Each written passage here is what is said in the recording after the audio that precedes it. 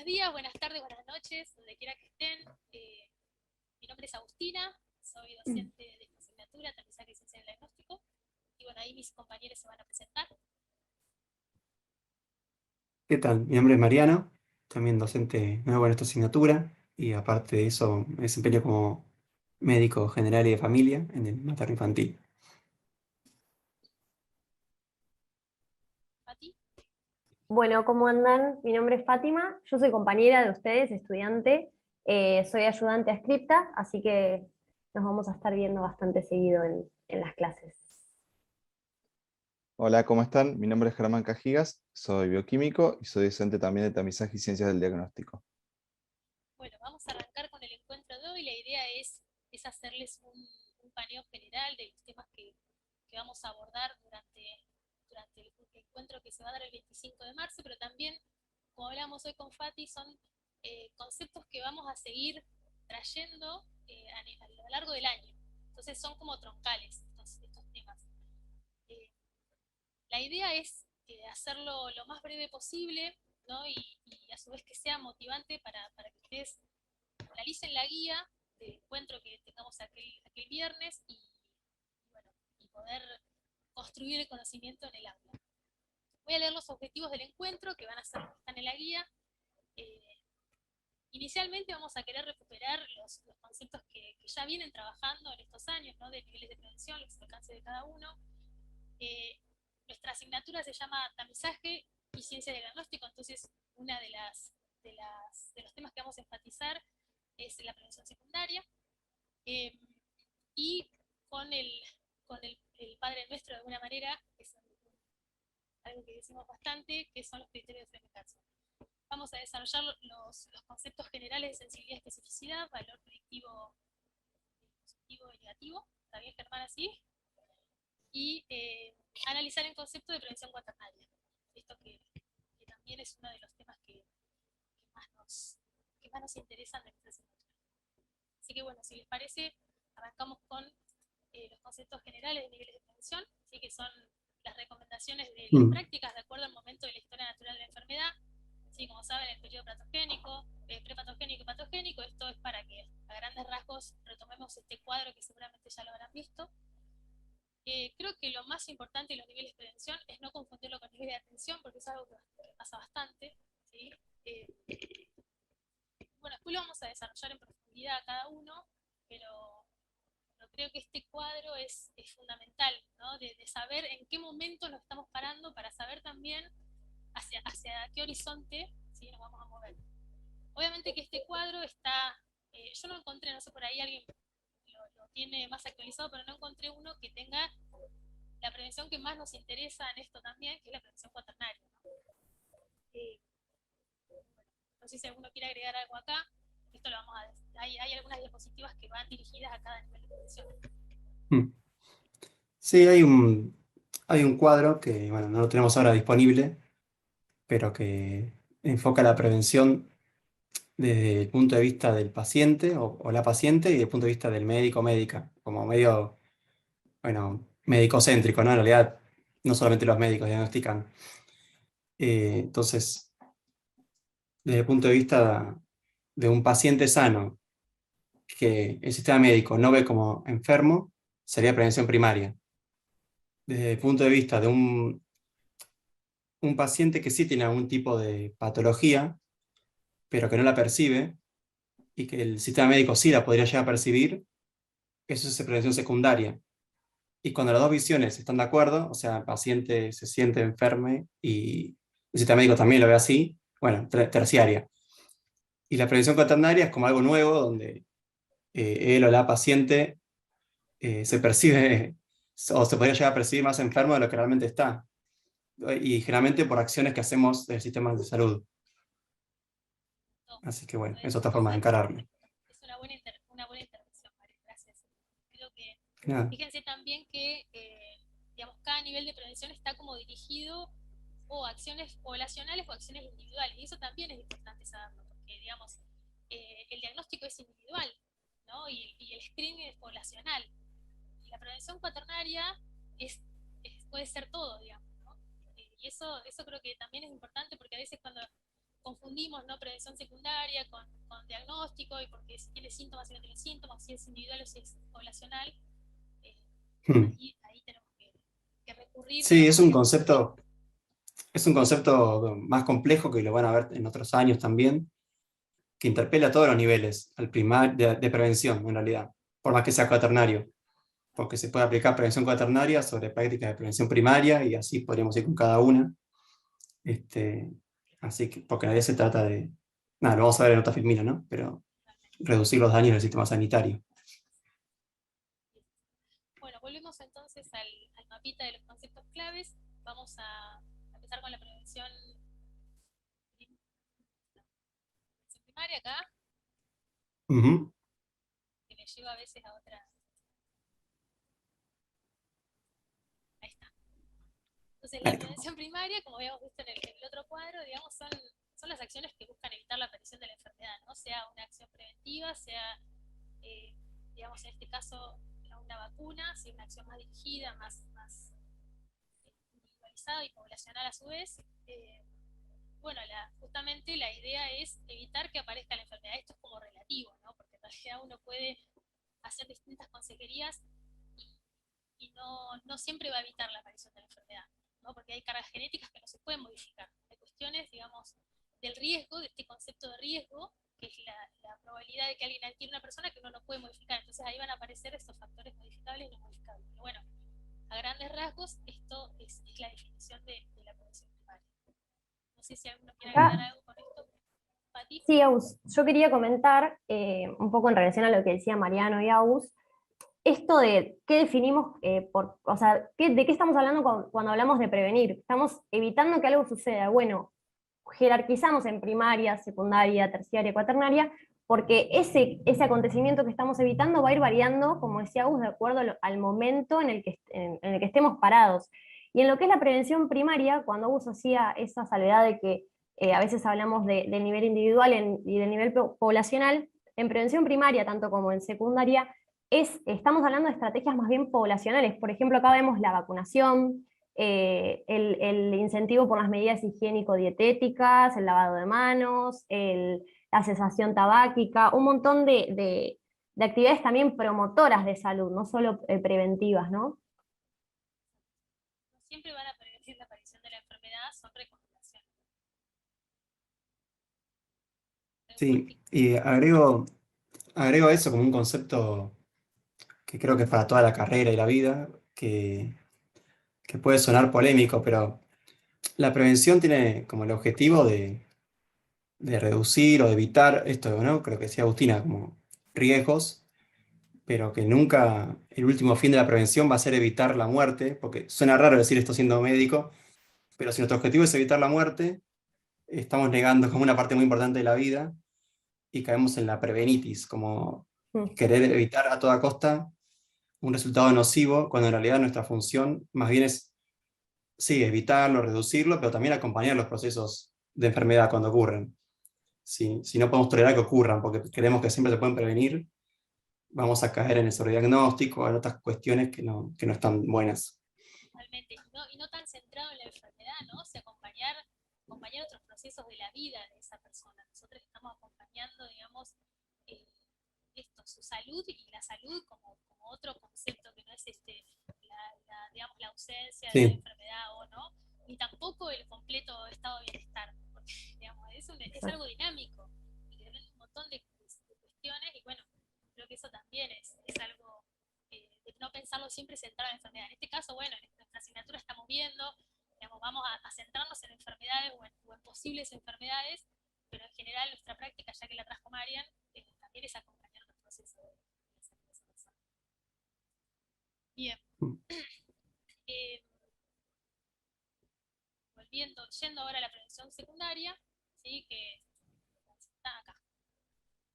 Que también le podemos decir de varias maneras, ¿no? Esto es un spoiler para algo que ya vamos a hacer este viernes, pero digo, hay formas de llamar a este rastreo, a estas acciones, digamos, que buscar la enfermedad cuando todavía no se manifestó clínicamente. Está presente, pero no se manifestó.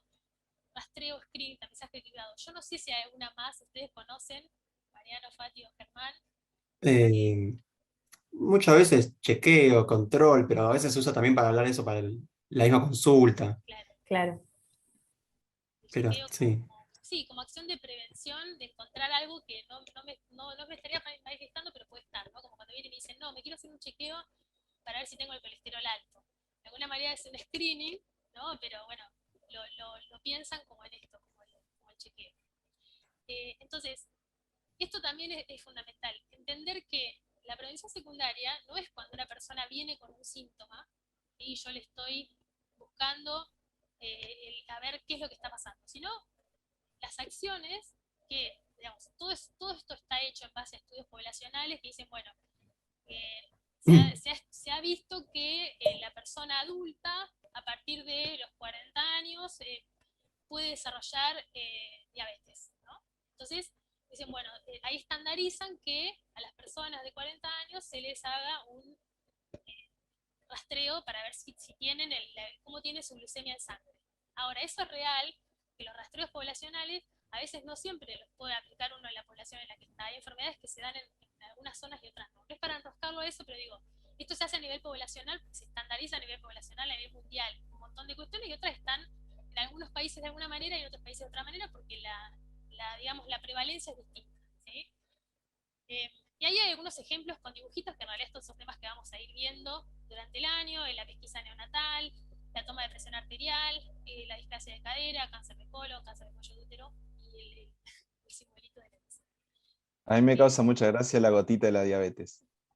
Después seguro los alumnos la van a entender más adelante cuando veamos diabetes, pero está muy simpática. Es divertido, es divertido. Seguramente esas manchitas blancas son porque está azucarada. Está un poco triste.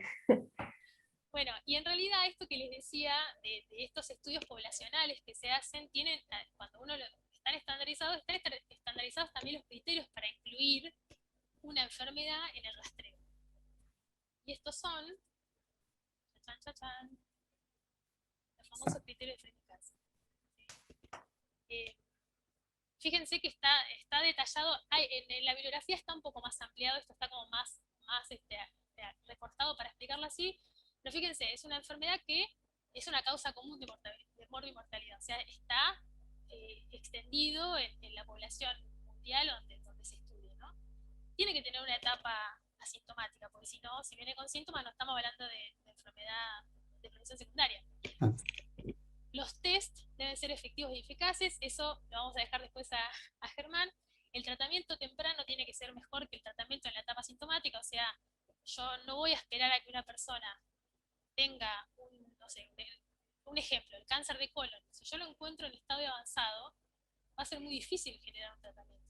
No así de otras enfermedades, eso después lo vamos a ver, ¿no? Cuando veamos sobre diagnóstico, por qué hacemos hincapié en la prevención cuaternaria. Pero digo, hay enfermedades que si yo las detecto tempranamente y le realizo un tratamiento, voy probablemente a evitar la progresión de la enfermedad y a mejorar la sobrevida de esa persona, ¿no? Hay otras enfermedades que incluso no voy a poder lograr más. Y el daño de la intervención tiene que ser mejor que el tratamiento que se realice, ¿no? Digamos, si yo, el screening de alguna enfermedad implica que yo tenga que ingresar a una persona a quirófano y eso pone en riesgo su vida, no tiene sentido que yo le haga el rastreo, ¿verdad? Eso es un ejemplo, digamos, vamos a tener otros ejemplos, pero no nos vamos a meter ahí. No sé si quieren que hablemos ahora de sensibilidad y especificidad, ya que Yo diría estamos, que los ¿no? criterios de Fleming Carlson son básicamente los 5 mandamientos de tamizaje y ciencia del diagnóstico. Es algo Sí. que creo que tienen que absorber y aplicarlo a todo lo que empecemos a ver de ahora en más, porque le damos mucho interés nosotros en la materia. Es lo que pregonamos, digamos. Tiene muchísima Sí, relación con la prevención cuaternaria. Perdón, Mariana, ahí te dejo hablar. Digo, tiene muchísima sí, relación sí. con la prevención cuaternaria, porque yo estoy analizando las razones por las que yo voy a someter a una persona a un estudio, que a veces puede ser más o menos cruento, pero que de alguna manera estoy ¿no? ingresando a la persona en un círculo que puede terminar mal, digamos. Entonces, esto tiene que ser, o sea, es importante más allá de que a veces uno lo estudia de memoria, ¿no? A los criterios, en realidad la idea es que ustedes los puedan razonar, te puedan decir, bueno, causa común de mortalidad, esto que estamos hablando, ¿no? A ver, tiene que ser una enfermedad que sea prevalente. No puedo rastrear la neurofibromatosis porque, digamos, no es frecuente. Ay, les va a tocar, pero, digo, no vamos a hacer un rastreo de eso. Igual no se hace rastreo, dije como una burrada, pero bueno, es un ejemplo, ¿no? Y así con, Ujú. con cada uno de los criterios. Sí, Mariam. Que creo que quizás estaría bueno como pensar un trabajo a fin de año de que de cada uno de los criterios hablar de ejemplos donde no se respeten, porque existen y muchos, lamentablemente. Eh, Vamos a y spoilear también, que esos son preguntas de examen, ¿vale? sí, no, no, ahora, sin spoilers. Este, y creo que si bien todos tienen su complejidad, los últimos dos son los más difíciles de entender y aprender, ¿cómo se dice? Porque, nada, es entender desde una formación que en muchos lugares tiende como a la acción, que a veces la no acción es mejor. Y que decir, bueno, pero ¿cómo? Tengo una enfermedad y mejor tratarla después. Y sí, vas a tener mismo o menos daño tratando cuando aparezca que cuando no, cuando todavía no está. Realmente. Bueno, Mm, entonces, ¿les parece que vayamos a la sensibilidad y especificidad, ya que estamos en tema? dale. Voy a dejar al compañero tenebroso. Me da gracia la tipografía, es como muy de peli Sí. de terror, sensibilidad y Y especificidad. un poco sí, es un quiz medio poquito. Vos Causa nos un vas a poco sacar la de idea. miedo.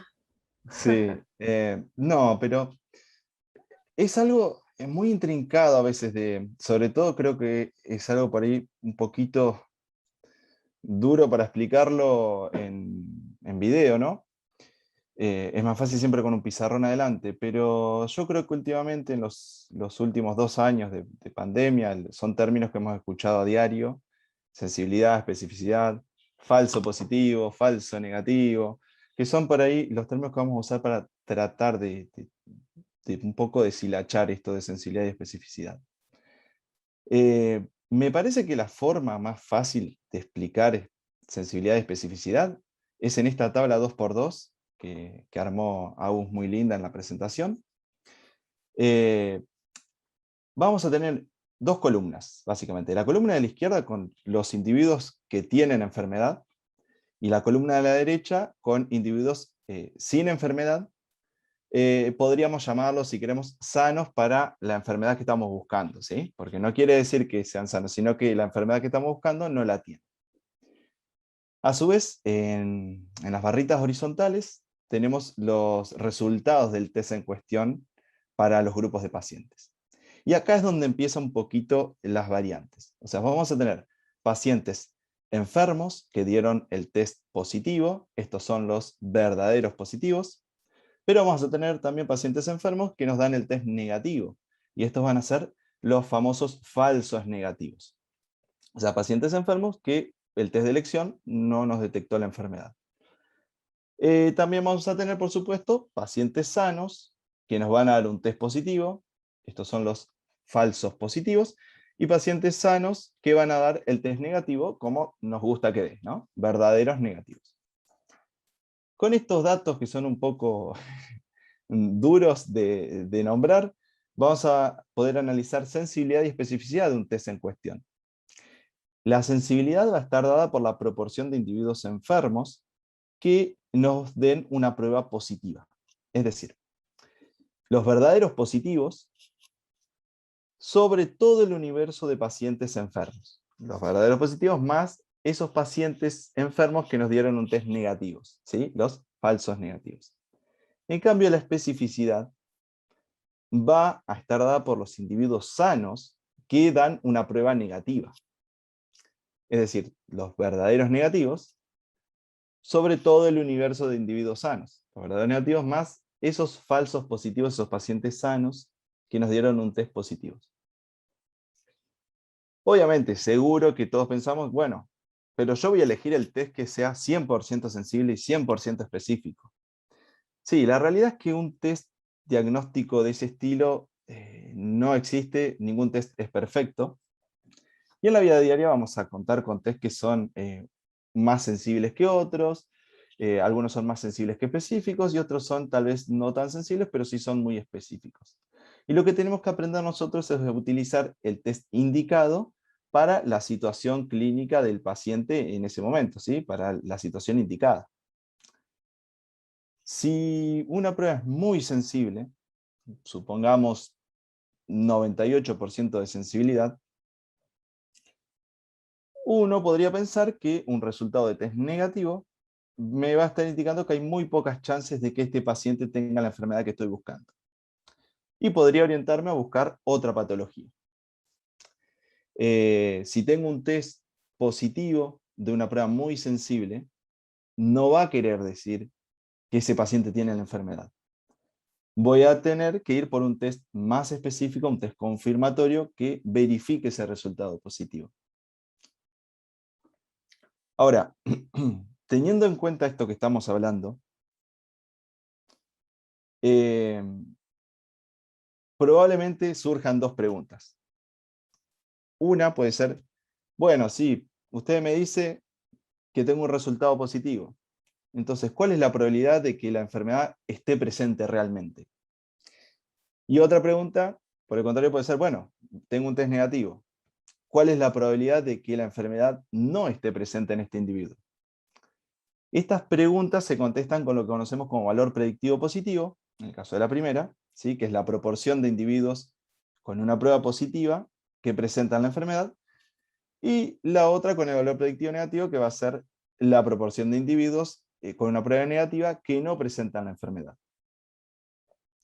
Y una forma tal vez interesante de pensar esto es que cuando nosotros hacemos un test diagnóstico, nuestro interés en realidad no se centra en determinar la probabilidad de que el paciente sea un enfermo si el test da positivo, o que no haya enfermedad si el test da negativo. Porque no estaríamos evaluando la capacidad diagnóstica del test. Nosotros en realidad estamos evaluando a un individuo y queremos saber frente a un test positivo si estamos realmente en presencia de un individuo enfermo o si tenemos un test negativo, si tenemos un paciente sin esa enfermedad. Creo que es tal vez la forma que deberíamos empezar a pensar estas cuestiones. No sé qué opinan mis compañeros de la sensibilidad y la especificidad. Y la tenés muy Sí, clara. concuerdo en Me esto que decís, dedico no a sé por esto. qué no se informa más seguido el BPP y el BPN, ¿no? Que son como más valores más Sí, sí.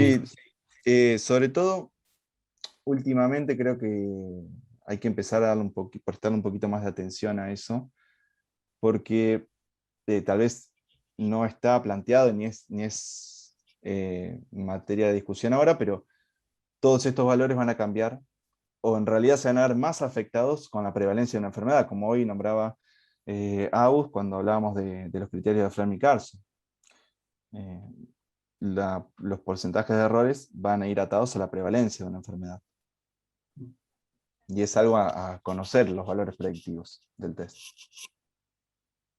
Está muy Yo, bueno, como que nos centramos en la sensibilidad y especificidad, ¿no? Siempre, y esto, si es muy sensible y muy específico, y la mayoría no son, la mayoría pasa esto, son muy sensibles y poco específicos, o tienen una mediana sensibilidad y especificidad, y eso es como que ya embarra todo, ¿no?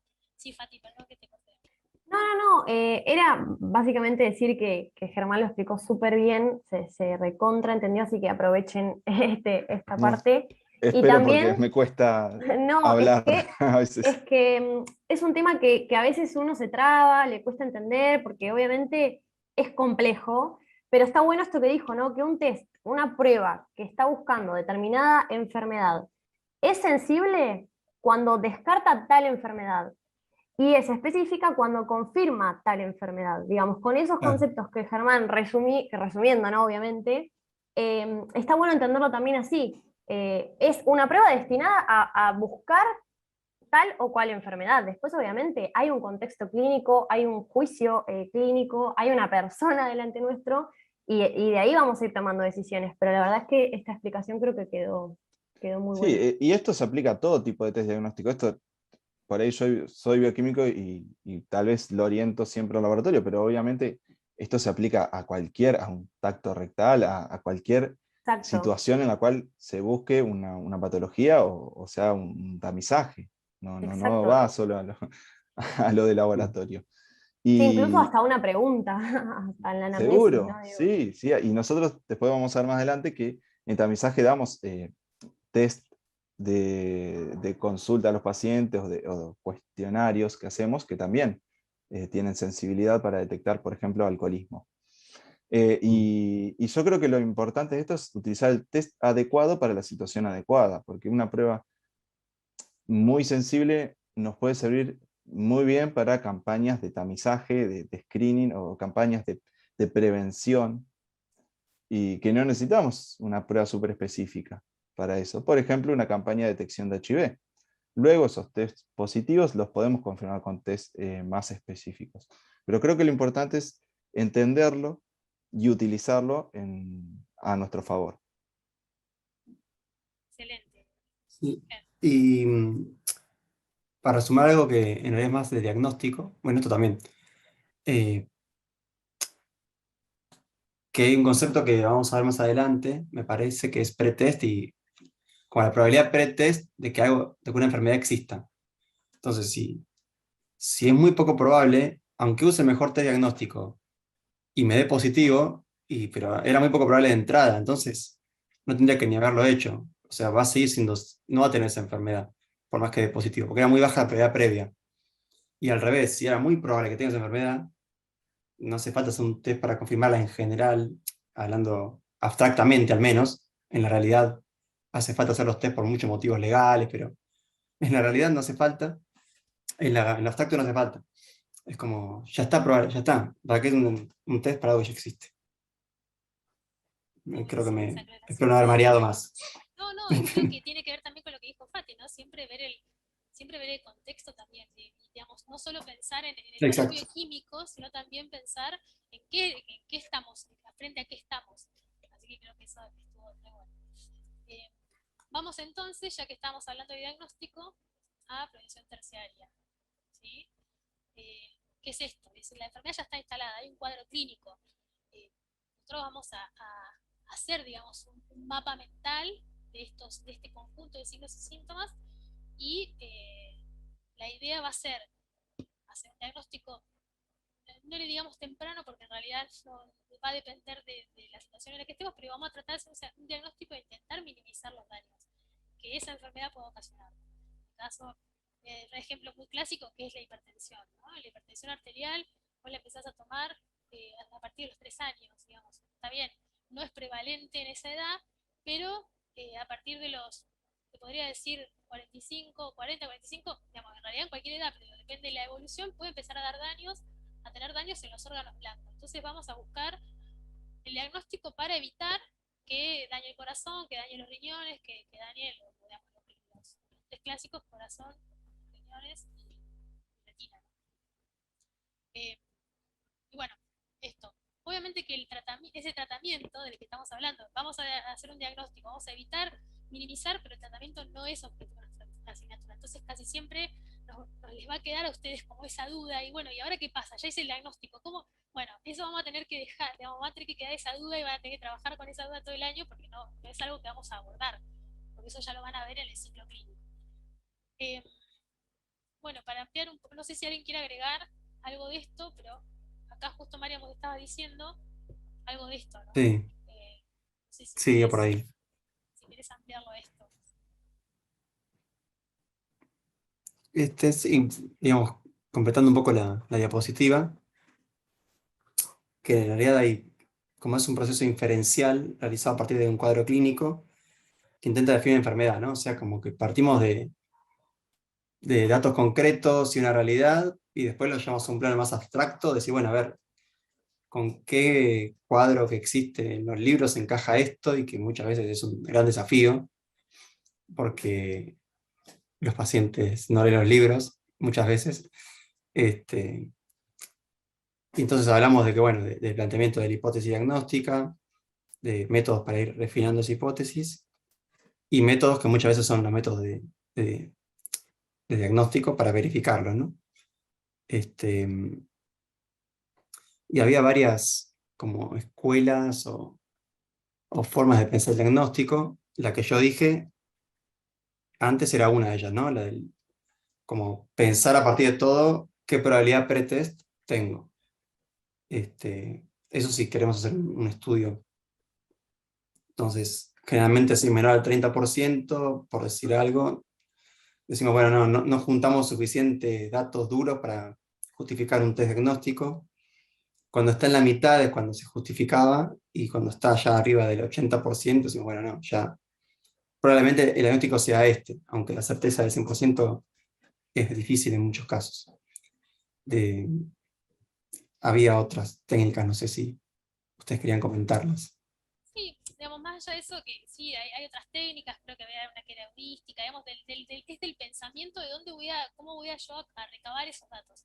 Ahora, creo que también lo importante en esto que dijiste vos, es que también digamos, todas las tablas, como, no sé, esto los pretest. Yo me acuerdo uno que vamos a ver en dolor torácico, no sé si este año lo vamos a usar, pero que era esto, era si era un paciente mayor de 60 años que fumaba, que hipertenso, que esto, que lo otro, como que iba sumando puntitos, ¿no? Y de repente la probabilidad pretest es del 80%. Entonces, en base a eso, es bueno, no, este paciente puede tener un infarto o puede tener una angina de pecho, vamos por este lado. Ahora, también todas estas tablas están hechas en base a estudios poblacionales, no deja de ser la curva de Gauss, y siempre puedo estar un poquito afuera. No es para enroscarla, pero digo, también pensar en esto, siempre que esté esa posibilidad de que lo que yo estoy mirando, o que como estoy refinando la hipótesis, estoy yendo para un lado, pero después quizás me doy cuenta de que no, porque bueno, por la edad, por esto, por otro, y me voy para otro lado. Siempre vamos a estar moviendo en ese plano, ¿no? Hasta que como finalmente, quizás es todo redondito, porque también se presenta el cuadro del libro, ¿no? Tiene estos síntomas, de esta manifestación, voy para acá porque bueno, está en la prevalencia de esta edad, esto, todo, la probabilidad de pretest o cualquiera de las formas que yo use el mapa mental, y después le hago un estudio y ¡zas! Me dio positivo y listo. Era eso. Bueno, puede que nos movamos en eso. No, digamos, no sé si profundizarlo mucho más, porque la verdad es que la idea es que tengan esta representación a grandes rasgos. Hago una hipótesis, la refino, con qué método, bueno, cada uno como que va buscando el suyo y después verifico. Y esto también un poco, la hipótesis sería como el pensar que esa persona puede tener una enfermedad porque ya viene con un cuadro clínico, entonces por eso estamos en la profesión terciaria, ¿no? Lo refino de alguna manera con la teoría que tengo en mano y lo verifico con un estudio, y bueno, y ahí es cuando también vamos al diagnóstico puro, al diagnóstico duro, digamos. No sé, si alguien quiere agregar algo más, una plena. Sí, yo algo cortito que viene en relación a algo a otra filmina de nivel de evidencia y demás. Acá juega mucho y está un poco atravesada el tema del diagnóstico, de las decisiones médicas y demás, por lo que ya conocemos como la famosa medicina basada en la evidencia. Pero acá lo que queremos hacer hincapié en estos tres dibujitos y títulos que hay, es que sea una medicina orientada en las personas, ¿no? Que utilice como recurso la medicina basada en la evidencia, pero que no se olvide del juicio crítico de los médicos, y además, por supuesto, de las decisiones de las personas involucradas, la participación de ellas, los recursos disponibles ni hablar, pero esta secuencia, ¿no?, de hipótesis, de refinamiento de la hipótesis, están atravesadas por todas estas cosas. Igualmente ahora lo vamos a traer, pero bueno, estaba bueno como ir pensando un poco esto que decía Mariano y Agus del pretest, de las probabilidades, bueno, están muy atravesadas en lo que es el diagnóstico y la formulación de hipótesis. Abrir el ojo, porque en realidad esa evidencia puede estar traída por alguien que le interese que vos hagas determinada práctica que le beneficie económicamente, ¿no? Ahí ya le podemos empezar a dar, pero digo, no siempre, pero puede estar. Entonces, nada más ser críticos, abrir el ojo, no le vamos a enseñar cómo ser en la práctica médica o cómo pensar, pero sí de alguna manera que estemos atentos, porque hoy por hoy la medicina está muy atravesada por, digamos, del mercado, ¿no? Exacto. No vamos a meternos ahí. Pero, ¿algo más para agregar pero acá? Siempre, sí. Pero siempre aparece. Bien, ya hablamos de diagnóstico, o sea, pasamos ahora a lo que es prevención cuaternaria, que como ya veníamos hablando, es un nivel que engloba, en realidad, parece que cuaternaria lo pone al final del todo, en realidad debería estar como arriba o englobando todo, debería ser prevención global, no sé, bueno, se llama prevención cuaternaria. Entonces, hoy creo que Marian algo dijo, ¿no? La prevención cuaternaria lo que intenta de alguna manera es buscar también evidencia para reducir los daños que son provocados por la intervención médica. Y esto un poco viene de la mano de lo que dijimos recién. La intervención médica está en los últimos años, me animaría a decir quizás 30 o quizás más, pero más o menos 30 años, muy influenciada por el mercado y los intereses, digamos, de ciertas industrias, ¿no? Entonces, se ha ido cayendo en algunas intervenciones que se arrastran y que no se busca evidencia porque, bueno, de alguna manera conviene o no sé si quiero ponerme a bardear, ¿no? Pero digo, se empiezan a generar estas opiniones de expertos, de expertas, ¿no? Como, bueno, hay que hacerle esto, un tacto rectal a todos los hombres a partir de los 60, PSA, y es como que queda, y va, y va, y va, y eso avanza, y en realidad nadie, o sí se puso a ver, pero digo, pará, ¿qué dice la evidencia? No se realizan estudios que realmente lo ameriten. Entonces, lo que intentamos hacer en la prevención cuaternaria, que es un movimiento que también surgió hace relativamente poco, es decir, bueno, miremos con estos ojos, con el ojo crítico, ¿no? De decir, ¿por qué estamos repitiendo esta práctica? ¿Realmente es necesaria, digamos, es beneficiosa para la persona o termino generándole más daño? Es un poco mirar eso. Para eso necesitamos la evidencia, obviamente, pero también hay que mirar qué tipo de evidencia estamos recabando con esto, ¿no? ¿De dónde sale ese estudio? Si, digamos, si es un estudio multicéntrico, si es un estudio que se hizo, el N que se utilizó, digamos, en qué condiciones, si es doble ciego, todas estas cuestiones que tienen que ver con analizar la evidencia son fundamentales, ¿no?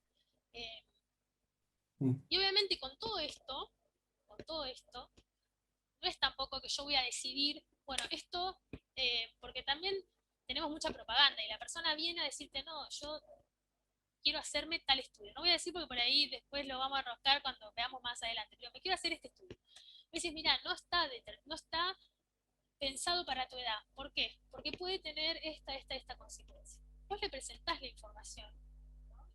Y esa persona, como viene con una idea, si en realidad si viene y dice, yo me quiero hacer un chequeo, bueno, probablemente en mis prácticas no elija hacerle determinado estudio, la persona no me pregunta nada, terminó la consulta, ¿no? Por ahí no le voy a traer todo lo que hacerse una resonancia cerebral por año para ver si no tenés un tumor, no se lo voy a pedir. Pero la persona viene con la inquietud y ahí es donde yo voy a también accionar con la información, porque si no también estoy haciendo, de alguna manera decidiendo por la salud de esa persona, diciéndole, no, eso no te lo voy a hacer porque no. No, pero a mí me dijo mi médico, neurólogo, que me lo tengo que hacer todos los años. Y pero no porque no. Entonces le presento la información, le cuento porque y de última que sea una cuestión más compartida. Obviamente que también depende del ámbito que trabajemos. Si vamos a poder acceder o no, por más que decida que sí. No, si me quiero hacer una resonancia cerebral, y no, pero no tenemos resonador en el hospital. Y ahí también se genera una situación, ¿no?, constante a los médicos que estamos tratando de derribar un poco estas prácticas. Sí. Todo esto que estamos diciendo, bueno, hay Marian, si querés agregar algo. No, que es como, no, está bien. Que es como que esta prevención cuaternaria es especialmente importante cuando hablamos de gente en un periodo prepatogénico, o sea, gente sana, porque y también es la población que más susceptible está bueno, de los efectos de algo que vamos a hablar en otra filmina, que está ahí igual aparece, que es el sobrediagnóstico. O sea, como que ahí esto de abrir el ojo crítico, bueno, ahí tenemos que abrirlo especialmente más, y como decía Agustina, también ser como muy cuidadosos en, bueno, qué vamos a ofrecer, y si nos piden, bueno, cómo vamos a charlarlo. Eso es parte de la relación médico-paciente, ¿no? Digamos, hay intervenciones que quizás podamos juzgar que es mejor acompañar a esta persona, aunque no esté de acuerdo con la intervención, y acompañarla en un proceso de, bueno, de ir haciendo unos estudios que quizás no considere yo como médico relevantes, pero va a haber ocasiones que nos encontremos con cosas que realmente nos parecen inoportunas, y va a plantear una distancia muy fuerte con él o la paciente. Bueno, ojalá podamos trabajar esas situaciones también junto al contenido teórico. Yo tengo una anécdota muy cortita que es que hace un par de años estaba trabajando en una obra social y vino una señora muy fumadora, ¿no?, que fumaba muchos cigarrillos por día, desde hacía muchos años. Dice, no, bueno, vengo, yo no la había visto nunca, me dice, vengo porque mi neumonólogo todos los años me pide una radiografía de tórax. Justo lo nombro porque es un tema que vamos a ver en la guía, ¿no? Y yo justo estaba creo que empezando ahí con tamizaje y fue como, ¿qué hago? ¿No? Porque quería decirle que no, que eso es una, ¿no? Como decir, digamos, derribar un montón de cosas, pero entiendo que también ella tenía una sensación de tranquilidad, todos los años se hacía una radiografía de tórax para ver si no tenía algo, y en realidad yo digo, mirá, y digamos, fue como, tuve que, digamos, le presenté la información, pero a grandes rasgos le dije, mirá, si vos estás haciendo una radiografía de tórax y aparece algo, probablemente eso te complique más la vida que no te hagas nada. Y lo importante acá es tu hábito, ¿no? Tabáquico, desmedido que tenía, y ya tenía digamos, un época avanzado, y bueno, fue como un desafío para mí charlar con esto. Y bueno, creo que la mujer finalmente decidió no hacérsela. Yo no me acuerdo bien, quizás después fue a otro lado y se la hizo igual, conmigo al menos no se la hizo. Mm. Pero fue una decisión realmente, porque yo le dije, vos andá, creo que le di un par de cosas para leer y volvió a la siguiente consulta o un par de semanas después y me dijo, bueno, no, está bien, no me la hago. Tenés razón, como una cosa así, que yo dije, bueno, no tengo razón, quizás es lo que pienso yo, bueno, pero estuvo interesante porque todos esos desafíos van a estar todo el tiempo. Es una de las formas de esto, ofrecer la información para que les sirva. Creo que no hay una diapositiva de Trajiste sobrediagnóstico. Agus, trajiste algo Sí, igual re importante ahí, sí. la posibilidad de compartir información y que lo charlemos en otra consulta. Eso está re bueno. estuvo Parece a lindo. veces que se define todo en una consulta. Claro.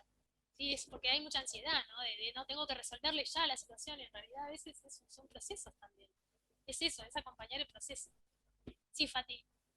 No, esto, con tu ejemplo, me viene al pelo lo que quería decir, que es un poco la prevención cuaternaria nos retrotrae a estos mandamientos que decía Germán o esta tabla del 1, que son lo que hay que aprenderse, que son los criterios de Frame y Carlson, ¿no? Porque un poco esto, cuando hablamos de qué rastrear, qué buscar, qué tamizar, está atravesado por esto, por tratar de que esté justificado.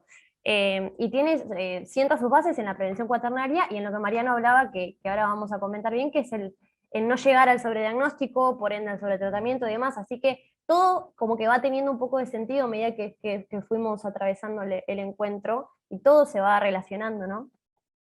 Ujú. Re. Bueno, ahí estoy viendo que digamos, no hay una diapositiva. Yo pensé que estaba armada, pero porque la idea era charlarla, una diapositiva de sobrediagnóstico en sí. Pero bueno, lo podemos charlar por arriba, digo. Sí, Esto creo que es lo más importante, que el sobrediagnóstico no es un falso positivo, no es un claro. diagnóstico errado.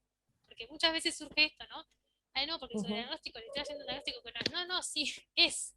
Lo que pasa es que lo que se ve es que esa enfermedad a esa persona no le va a causar digamos, un impacto en su calidad de vida probablemente, porque tampoco lo sabemos, ¿no? Es algo que también es en base a a estudios poblacionales. Todo es en base a estudios. Después uno individualiza. Eso también es una realidad. Uno dice, habla de lo general, pero después no sabemos si esa persona, y eso también le tiene que quedar claro, ¿no? No sabemos si esa persona va a reaccionar de la misma manera ni al tratamiento, ni al screening, ni a la enfermedad. Y eso creo que es importante. La tolerancia a la incertidumbre es otra de las cosas que, Mm. sobre todo también en la prevención cuaternaria, se enfatiza, ¿no? Toleremos la incertidumbre. No tengo que resolverle la vida ya a esa persona, porque aparte no soy un dios, no tengo una varita mágica, estoy acompañando un proceso. Y en eso, bueno, se resuelve o no se resuelve, pero lleva su tiempo. Eh, pero bueno, eso, Y la idea, sí, sí, dale, Fati. no, no, esto, la idea es de este acompañamiento del que hablamos no signifique causarle daños, ¿no? De que sea realmente un acompañamiento y que focalicemos en la prevención cuaternaria, que no le ocasionemos, de que no le ocasionemos daños, ni con diagnósticos ni con tratamientos innecesarios, ¿no? Mm. Eh, sí, no, me parece como, igual vos lo dijiste Agustina, pero reforzar la definición de sobrediagnóstico, que es, como, bueno, eso, repito lo que dijiste, pero para que quede claro, que verdadero, el falso positivo es individual, como que, y lo podemos comprobar haciendo un test a continuación que nos dé negativo, que me diga, bueno, perdón, el anterior fue un falso positivo, puede pasar, aunque si no hacemos cosas de más nos va a pasar menos. El sobrediagnóstico, en cambio, es poblacional, o sea, lo sabemos a base de estudios de mucha gente. Entonces, cuando un paciente da positivo para, por ejemplo, algún tipo de cáncer, no sabemos si es un cáncer que nunca le va a ocasionar algún daño ni ningún síntoma, que sería un sobrediagnóstico, o un cáncer que efectivamente sí le va a traer daños y síntomas o muerte. Entonces, la única forma de prevenirlo es tomando decisiones informadas y evitando estudios de más. Diga, eso, para reforzar el tema. Buenísimo. Y digamos, para ir cerrando, no sé si quieren agregar algo más, pero bueno, puse acá el cuadrito de los niveles de evidencia. No lo vamos a nombrar uno por uno, pero digo, fíjense que en general, y me falta el I, ¿no? Que es la I, digamos, que es el nivel de evidencia que no hay, digamos, no hay ninguna, no está demostrado que haya, no hay suficientes estudios como para decir que eso tiene evidencia demostrada, digamos. Sí. No es la idea que se sepan cada uno de estos, esto es para que cuando luego en algunos temas que evaluamos, que vemos, tenemos los niveles de evidencia, los grados de recomendaciones, entonces para que lo sepan y sepan a qué nos estamos refiriendo, ¿no? No es lo mismo un ensayo clínico controlado, ¿sí? o un multicéntrico que una opinión de expertos. Y eso es para que lo tengan en cuenta. Y siempre, además de estudiar, digamos, de ver la validez de este nivel de evidencia, ver la aplicabilidad, porque a veces podemos tener una evidencia zarpada, pero que está estudiado en una zona, digamos, donde hay otra prevalencia de una enfermedad o una enfermedad que tiene que ver con las condiciones climáticas o con alguna cuestión que donde estamos no. Entonces, eso también es importante, ¿no? La aplicabilidad o de los recursos con los que contemos para realizar eso o para hacernos cargo de todo lo que viene después, ¿no? Nada, doy un ejemplo como esto de pedir un hepatograma en un control de rutina, ¿no? Que no nos gusta la palabra rutina, eso lo vamos a hablar, pero digo, en un control de salud pedir un hepatograma. Me viene la FAD alterada. El paciente no tiene ningún síntoma. ¿Qué hago con eso, no? ¿Cómo, digamos, y cómo me quedo mudo? Porque además la persona probablemente lea su estudio y dice, hey, pero esto está más alto de lo que dice, ¿y vos qué haces? Te disfrazás, no es imposible. Entonces, también pensar en eso, ¿no? Bueno, no sé, si quieren agregar algo en la línea de evidencia, creo que no nos Sí, quedó estaba ninguna buscando en ocurrencia. Google de gusto con el Sí, celu, porque también tengo una anécdota de varios pacientes que están llegando al laboratorio. sí. Enfermedad de Lyme. Uno pone en Google enfermedad de Lyme y es una de las primeras que aparece. Dentro de las primeras 5 puse enfermedad de y salió Lyme. La enfermedad de Lyme es una enfermedad muy común, transmitida por las garrapatitas de los ciervos en América del Norte.